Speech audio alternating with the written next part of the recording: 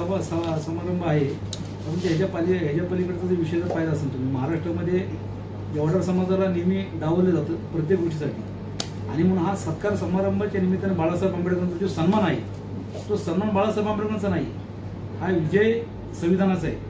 त्याच्या माध्यमातून आमचे समाज जागृत झाला पाहिजे.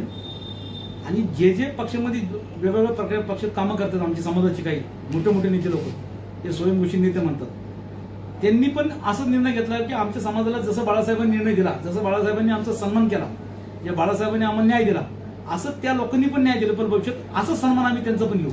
आणि म्हणून हा सगळ्यात मोठा चपराक आताच्या या काळाचे जे सरकार आहे, या सरकारला सगळ्यात मोठा हा सन्मान म्हणजे त्या सरकारसाठी चपराक आहे, म्हणून सन्मान हा. आज मातोश्रींचा पण एक करण्यात येणार आहे, त्याबद्दल काय?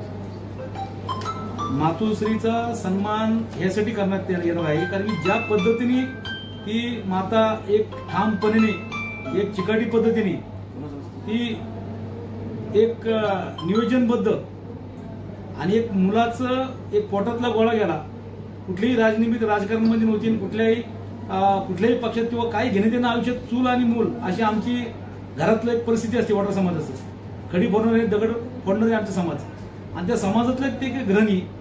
परंतु मुलगा गेल्यानंतर ती एक लक्षात घेतलं पाहिजे की माता ही माता असती, पण ज्या वेळेस तिच्या पोरांवरती ज्या संकट येतो तर ती आदिमाई शक्ती सुद्धा होती. एक सगळ्यात मोठा जर आज पाहिलं असेल तुम्ही महाराष्ट्रामध्ये,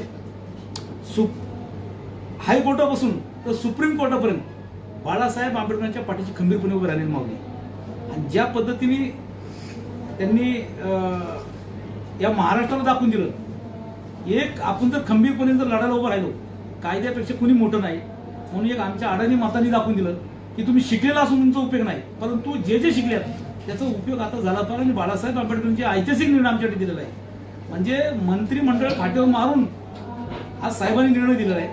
बाळासाहेब आंबेडकर एकमेव व्यक्ती असे की 288 आमदार, मंत्रिमंडळ, गृहमंत्री, मुख्यमंत्री, त्यांचे पंतप्रधान, केंद्रात सत्ता आणि राज्य पण सत्ता असताना देखील स्वतःच्या आजोबाच्या विचारांनी ज्यांचं संविधान आजोबांनी दिलंय, त्या संविधानामध्ये किती ताकद आहे हे दाखवून परत सिद्ध केलेलं आहे. आणि म्हणून बाळासाहेब आंबेडकरांनी हायकोर्टातून तर सुप्रीम कोर्टातून लढा दिला, आणि म्हणून आमचा हा ऐतिहासिक निर्णय म्हणून, ऐतिहासिक आमचा आनंद म्हणून आज सोमनाथ सुरेंच्या आईच्या समोर आणि त्यांच्या मातोश्रीला एक आनंद वाटेल की सोमनाथ माझा अमर झालेला, सोमनाथ माझा आहे. आणि म्हणून आम्ही सोमनाथ म्हणून त्या माताला दाखवून दिले की कुठल्याही गोष्टीत कमी पडता कामा नाही. भविष्यामध्ये बाळासाहेब आंबेडकर ज्या पद्धतीने लढा दिला, एक रुपये न घेता, म्हणजे पक्ष बाजूला ठेवले, त्यांनी सगळं दही बाजूला ठेवले, एक काळा कोट घालून वकिलाच्या वेशभूषा करून त्या कोर्टामध्ये उभं राहणे, जजमेंट सगळं तिथं सादर करणे, आणि हायकोर्टात, सुप्रीम कोर्टात एक वेगळ्या पद्धतीचं आर्ग्युमेंट करणे, एवढं मोठी ताकद समोर असताना देखील आम्हाला आश्चर्य वाटलं की एवढं मोठं मंत्रिमंडळ, केंद्रीय मंत्रिमंडळ, म्हणजे सगळं त्यांचं असताना सुद्धा बाळासाहेब आंबेडकर या पद्धतीने लढा देऊन जिंकू शकतात.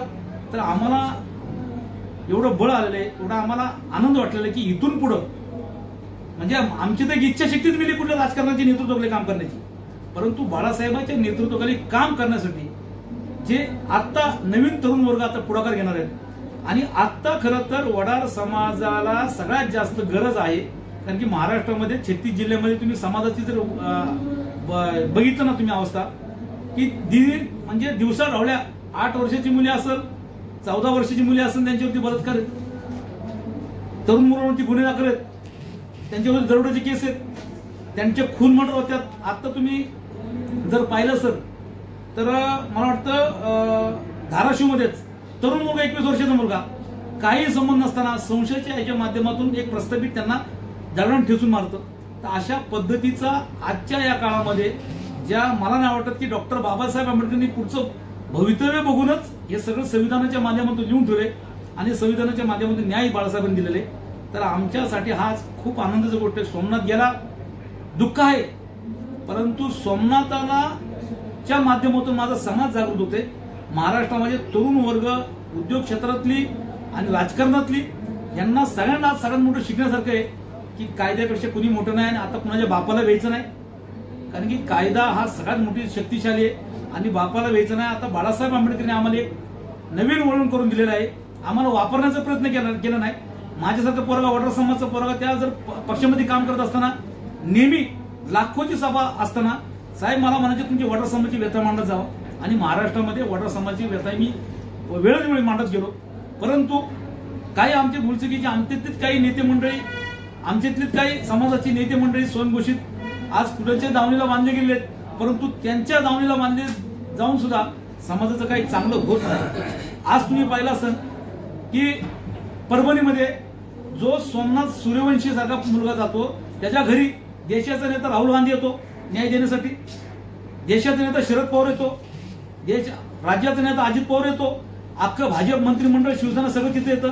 प्रत्येकाने आश्वासनाचा पाऊस पडला आम्ही न्याय देतो म्हणून, परंतु सगळे फोटो सेशन झाले, सगळ्यांनी आश्वासनाचं पाऊस पडलं. बाळासाहेबांनी आम्ही सातत्याने काम करत होतो. बाळासाहेब म्हणले आमचे ऍडव्होकेट सर्वजित बनसोडे त्यांच्या खांद्याला खांद्या लावून आर्ग्युमेंट करत होते. परंतु अशी सगळी आमची माणसं कार्यकर्ते असून सुद्धा बाळासाहेबांनी कुणाचा सहारा घेतला नाही. पण बाळासाहेब स्वतः लढले आणि एक दाखवून दिलं हे शिवशाही करणारे आजपासून नाही करत, आजपर्यंत नाही तर 70 वर्षापासून काँग्रेस भाजप हे पक्ष करत आलेले आहेत. आणि म्हणून आमच्यासारख्या भटक्या विमुक्त समाजातल्या मोठं समाज आमचं आज कुठेतरी धुवून जात आहे, कुठेतरी पायाखाली तुडवलं जात असतं. आणि म्हणून संविधानाच्या माध्यमातून एक पाहिलं असं तुम्ही कुठलं गुंड नाहीये, कुठल्या गावकी भावकीचा कुठला नेता नाही, कुठला एक प्रस्थापित नाही, परंतु ज्यांचं संविधानाचं रक्षण करतात, जो गोरगरिबांचं रक्षण करतात अशावरती विश्वास ठेवून आम्ही जे पोलिसांना बघतो तेच पोलिस जर समजा जे रक्षण म्हणतो त्यांना आपण पण तेच भक्षक जर होत असतील तर अशा पोलिसांना पण सगळ्यात मोठा फरक आहे की तुम्ही कायद्यापेक्षा संविधानापेक्षा कोणी मोठे नाही. बाळासाहेब आंबेडकरांना तुम्ही बाबासाहेबांच्या नातूंनी तुम्हाला अजून एकदा दाखवून दिलं की तुम्ही सर्वसामान्यांचे रक्षक आहात, भक्षक व्हायचा प्रयत्न केला म्हणून तुम्हाला आता आम्ही जेलला डांबणार आणि त्यांना आता जेलला डांबण्याचा प्रयत्न केलाय. आता त्यांच्यावरती यासाठी स्थापन झालेले आता थोड्या दिवसात ते सगळे जेलला जातील.